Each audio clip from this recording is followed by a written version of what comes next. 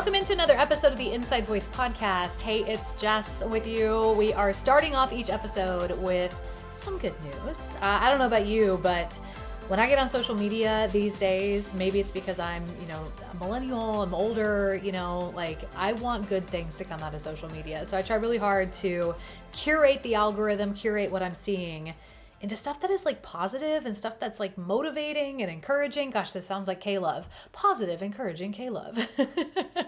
I heard that my entire life growing up. It's one of the few things that we could listen to in my household growing up.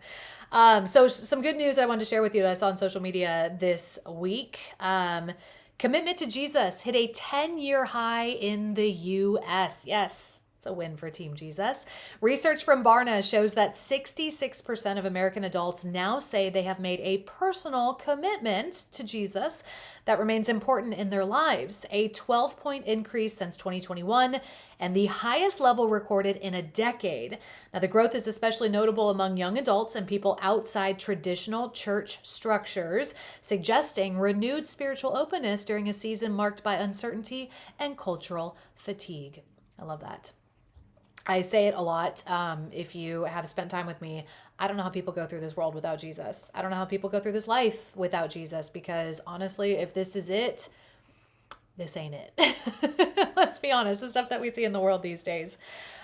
We are doing a spring series that is all about gardening. It is all about looking at your life, looking at your goals, as if it's a garden. And I don't know about you, but I want a beautiful, wonderful garden. I want one that is flourishing. I want one with flowers and beautiful trees and shrubs that are, not necessarily cut into beautiful shapes like bunny rabbits and stuff like that, but they're kept up, they look good. And last week we talked about preparation. We talked about getting rid of weeds, getting rid of dead things. We talked about, putting out mulch or putting out, something that would prevent weeds from growing in the future, that's stuff that you need to do on a consistent basis. Every year I'm going to mulch in the spring and I'm going to mulch in the fall. I'm going to cut things back. I'm going to get rid of the dead stuff, get rid of the weeds, and hopefully consistently do that, throughout the growing season. I'm not always best at that. I'm trying to get better at it. But just encouraging you to look at your life the same way. How can you best prepare for a beautiful life that you ultimately want to live? If you're not where you're at, if you're not where you want to be right now, if where you're at is where you don't want to be, start thinking about the changes that you're going to have to make in order to get to where you want to be. And that can be your overarching life. That can be the calling that you have on your life from God. That could be just getting back to a place that feels like you. Man, these days it is hard to just be yourself. You know what I mean? Because there's so many things chanting at you and shouting at you constantly saying, you should be this, you should be that. There's also this fear that if you do step into who you are and who you're supposed to be and who God has designed you to be, that you're going to be told you're wrong, or you're going to feel less than, or it's not going to measure up to what you think he called that person to be. You know what I mean? It's hard to be yourself. And so I think just coming back to a place of recognizing yourself and loving yourself is so incredibly important. And this can even be you chasing a goal. We've done goals for 2026. We've pared them down and narrowed them down to, just 3 things that we're chasing this year. Look at those goals as a garden. How do you best prepare to be successful with those goals? And how do you continue to cultivate them so that they grow? So the next step, since I've been doing this yard work and I've been out there in the dirt, getting my hands dirty, blood, sweat, and tears into this, I started thinking about the other processes that we're going to have to take in order to have a beautiful garden. And this one is confusing, and it was confusing for me. I understand it a little bit more now, but pruning and cutting back. I think when I first started, trying to grow flowers and trees and shrubs and anything beautiful, it was well, if there's growth, it's good growth. That's not always the case. And sometimes you do have to step in and cut things back. So that was one of the things that I did recently in the yard. I went and cut all the shrubs back. I cut all the trees back. And when I say cut back, I mean cut back. We used to have our shrubs just as like one continuous line like across the front of our house, but I realized that that probably wasn't the best option because hornets nests were starting to grow in the shrubs. It was hard to like the branches were starting to grow into each other and like get all tangled up and gnarled. Like it didn't look great. So I started cutting those back, getting each shrub its own space. And I cut back our little trees that we have as well to the point where like I don't know if they're going to come back. I might have pruned a little too much, which is such a metaphor for life as well. But they needed to be cut back. And I think about things that become overgrown. Actually, my roses one time, I bought these roses after my mom passed away because they were her favorite color. They're coral, they're beautiful. They've maintained that coral color, which has been nice. I was so afraid once I took them out of the environment they were living in at the store and put them in my soil that they would change because that can happen with like acidity in the soil or something like that. But they're beautiful. And there was one season that they were just overgrown with thorns. I wasn't getting a lot of buds, but like the stems and stuff, it wasn't just a thorny branch that you normally get with roses. It almost looked like an alien species. There were so many thorns on it. That was overgrowth. That was over fertilization. That was a problem in how I was caring for this rose bush. And so ultimately, I had to cut it all back. I had to take it back down and get it back down to its roots and start over with it. And now it's like thriving and it's beautiful. But really, I haven't done anything else with it. It's amazing how they've grown so well. But also overgrowth, with those trees, one of the reasons why I had to bring them back is because they can grow into the house, and anything that is constantly hitting up against the house, pushing against the house, the roots pushing against the house, that can be problematic. That can cause issues on your home, or, branches that are too long that start blowing in the wind and they could break a window, like overgrowth is a thing that happens and it has to be cut back. Not all growth is good. I mean, we think of growth in such a positive light, and for the most part it is, like you can be growing in a lot of great ways. You can be growing in, learning new things, trying new things, growing in your fitness routine, growing in your knowledge of how to take better care of your body. But there can also be growth in negative ways. Like I think about the way that I talk to myself negatively and how sometimes those thoughts can take root in my mind and grow into something that they never needed to be in the first place. Speaking negatively about myself can lead to anxiety. It can lead to fear. It can lead to me being completely paralyzed and not moving forward because all I can think about is the negative. That's negative growth, okay? That is a tendency, that is a habit that has grown out of control and it needs to be cut back. So that's what we're talking about today, There are things that you're going to have to get out of the garden, get out of your way if you're trying to pursue a goal or pursue a beautiful life that you want for yourself. I also think about overgrowth, like I said, hornets' nests in the shrubs, but also, overgrowth can lead to pests, creating an environment for ants to come in, creating an environment for critters to come in. Like rabbits are cute until they start eating everything or gnawing away or digging in the flower bed, and that can be problematic. And actually, I found a snake in my flower bed. I gotta tell you, when I was a kid, petrified of snakes, absolutely petrified.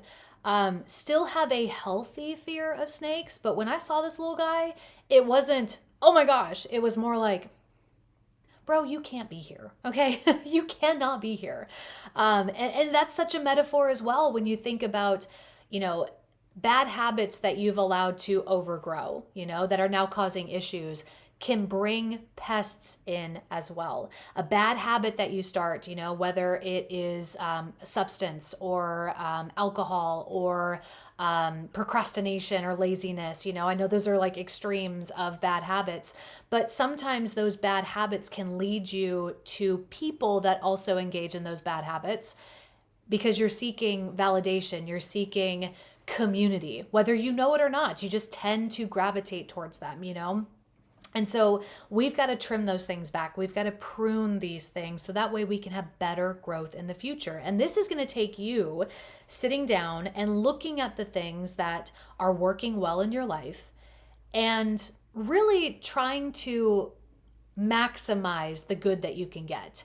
Not make them overgrow, but like I think about when I started trying to eat healthy, it wasn't just a matter of I need to eat healthy. It was how do I maximize the macros that I'm eating to better serve my body? So I had to get smart on that. It wasn't just, oh, eat a bunch of vegetables and cut out, all fried food, which are great things to do. It was, how much protein am I getting on a daily basis? Because protein is important for muscle growth. Good muscle growth is also good for bone density, which is great for women as they get older, and we can become prone to osteoporosis. Making your bones strong starts with making your muscles strong, and that starts in the kitchen. That starts with what you're eating.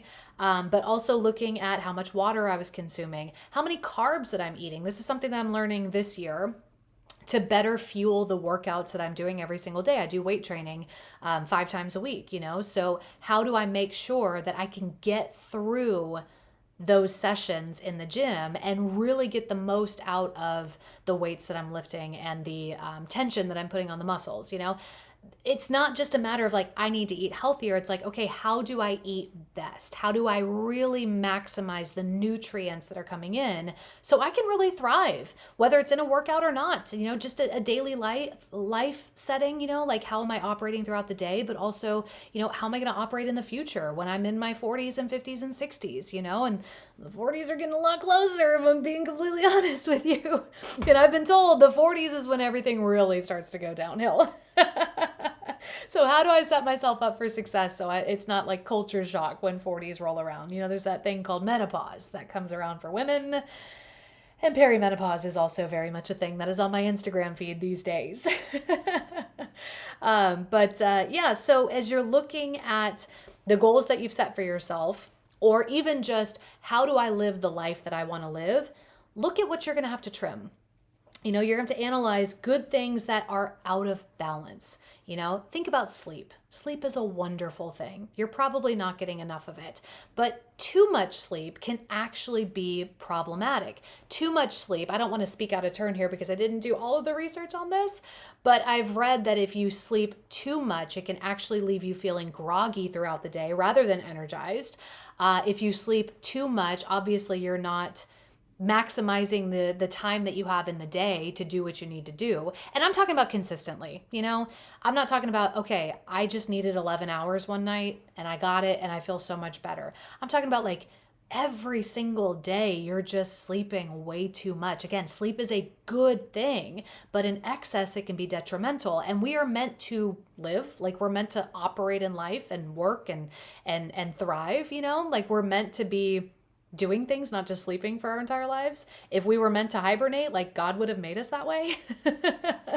But I've also, seen some things that too much sleep can actually start to affect your health, and I think if you're eating too much and you're not moving your body enough, that can leave you prone to diabetes and other health issues. Again, I'm not going to speak too much on that because I don't have the data in front of me. But again, just too much sleep can be problematic. Just leave it at that. Social media, like I talked about, trying to curate my algorithm so it's beneficial for me, but too much of that can actually hinder me. I can follow accounts of women that I think are so fit and so buff. I can follow accounts of women in broadcast that I think are incredibly talented that I want to be like. I can, fill up my feed with podcasts and motivational speakers like Tony Robbins and Ed Milet and Jay Shetty and Mel Robbins and be like, yes, I love these people. They're feeding into me. But I can also get to a point where I start comparing myself with them and it leaves me paralyzed and I don't want to do my own podcast because it's not their podcast. You know what I mean? It's not at their level. So it can leave me feeling depressed or depleted or just in this state of like, I don't want to try. And as a 3 on the Enneagram, like I like to achieve. And when I feel like I'm not achieving, I can get apathetic so quick. And then I just don't want to do anything at all. Again, like those are good things that you can have, but if they're not moving you forward and helping motivate you or encourage you, they're actually detrimental to your progress.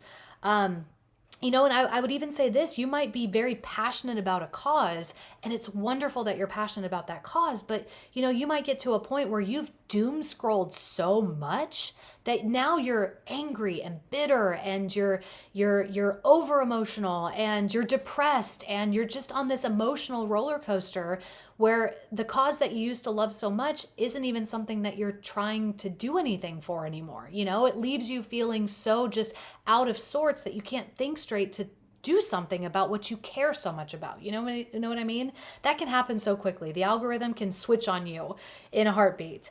I would even say, and I'm going to tread lightly on this one because I'm not saying you shouldn't spend time with your friends, but like social outings.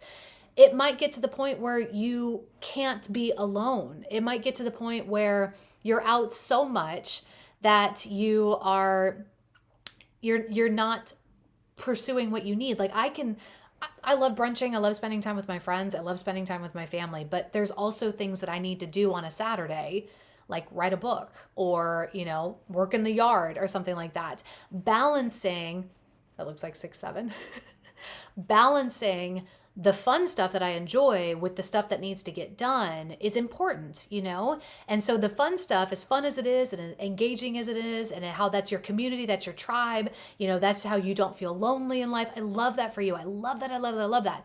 But too much of it is going to keep you from the things that you actually need to get done. Shopping, again, who doesn't like to shop? It's a good thing, right? You get things that you need. You get things that you want. You get a little happiness, with the things that you buy. But too much of that might ruin the budget that you've set for yourself or the financial strategy that you've set for yourself for the next 5-10 years to set you up for retirement. Your job can even become something that needs to be cut back. Again, it's a good thing. It's a beautiful flower. It's a beautiful shrub that's growing in the garden. It provides for you. It could be an apple tree that is giving you apples. Like literally it is providing for you. Your job is doing that for you. But if it becomes too much, if you're pouring too much into your job, you're spending too much time at the office, you're neglecting your family, you're neglecting life, you're neglecting taking PTO because you're afraid if you don't take PTO, or if you do take PTO, it's going to take you away from your job and that's going to be a problem. It's like, no.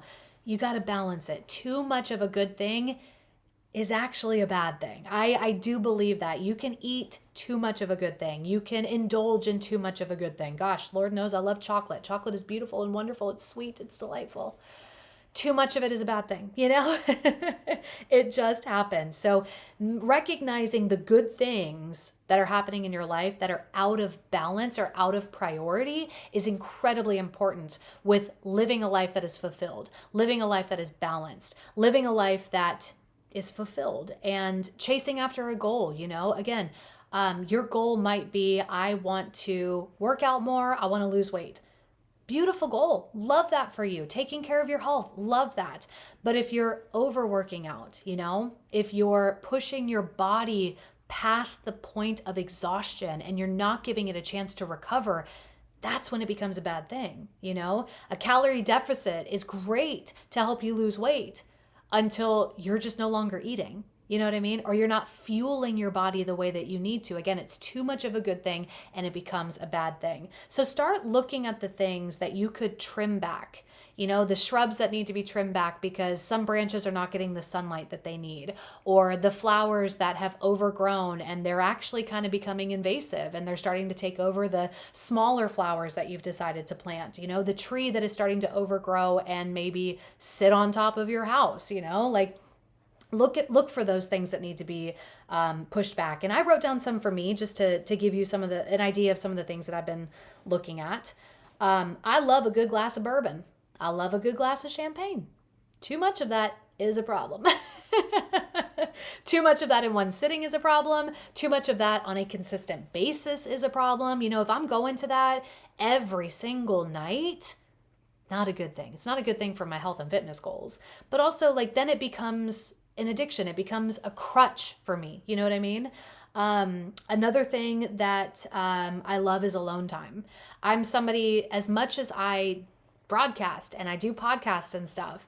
I think I'm technically an introvert because I recharge my battery by myself. I recharge my battery in my alone time. And so that's a good thing. It's a good thing to recharge the battery. It's a good thing to, be able to spend time by yourself, But too much of that turns me into a hermit, turns me into somebody who's incredibly irritable. My husband, God bless him, he is so patient with me. And the times that I am irrational, the times that I am moody, the times that I am like snippy and just firing things off at him, that's when he's like, hey, when's the last time you got out of the house? I mean, I work from home, I podcast from home, I do a lot at home. And he's like, I think you need to get out, Maybe we need to have a date night. Maybe you need to go out with your friends. Maybe you just need to go out, Maybe you just need to go wander a store, go wander the mall, go check out an art gallery, do something, just get in a new environment. So I have to trim back the alone time because I can slip into overdoing it so quickly. Also, we talked about emotions last week and how I'm trying to learn how to understand my emotions and make them work for me. I can be over emotional. I can overanalyze things. I can ruminate on things. I can overthink something to death. Again, being able to process something is a good thing.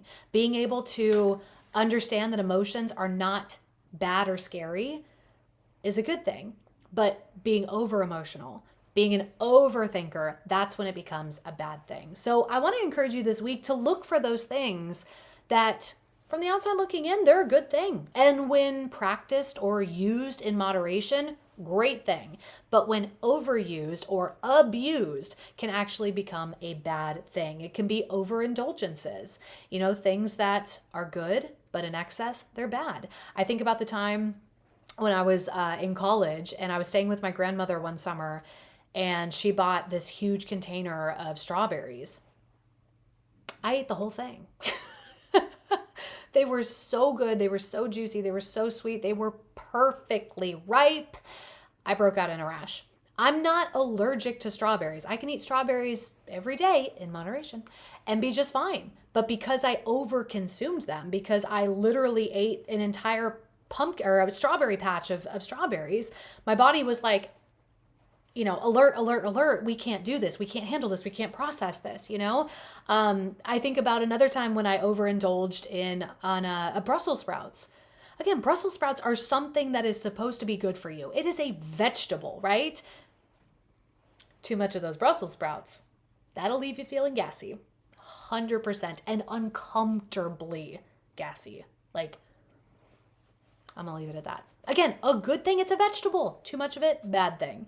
I want you to look for things that you are doing in extreme or that you're partaking in excess, things that you could probably set some healthy limits on. I think about the holidays with family. Family's wonderful, right? Family's a good thing. You should spend time with your family, but everybody gets to that point where it's like, I've had too much family. I've had too much of you in my house. I've had too much of me staying in your house. Like I'm just done. I'm over it, That's an excess. That's knowing your limits, knowing your boundaries, knowing when you should leave.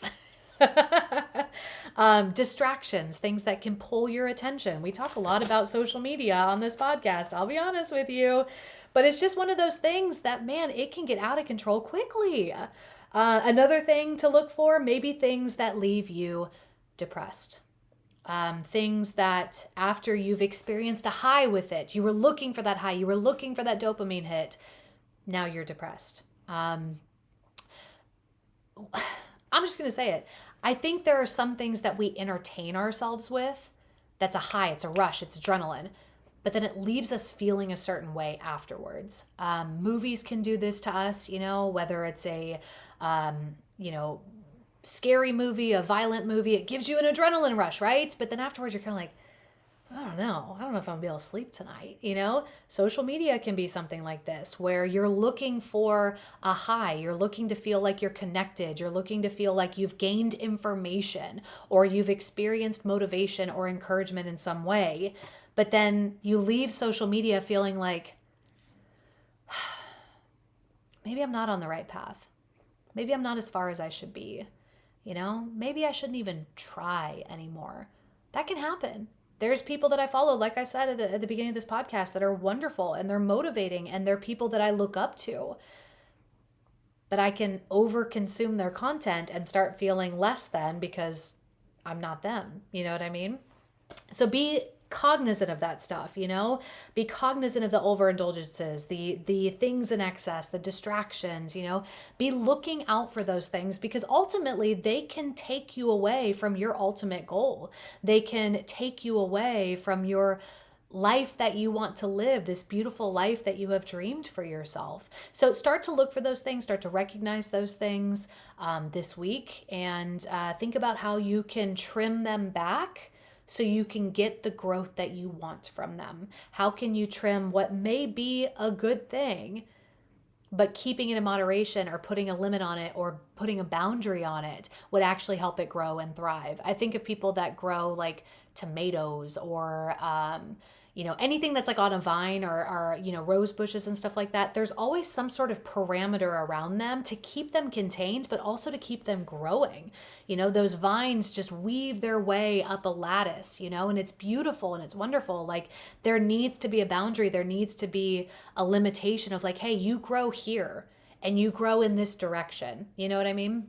So be looking for those things this week. And, if you want to share some things that you're like, oh man, I didn't know that was actually holding me back. I didn't realize that I was overindulging in this thing or taking this to such an extreme that it's no longer fun anymore. Or it's no longer beneficial. I would love to hear those things if you want to share them with me, but make it a good week for yourself. Keep tending to that garden that we are working on right now and cultivating our beautiful lives that we are working on right now. And I'll see you next week.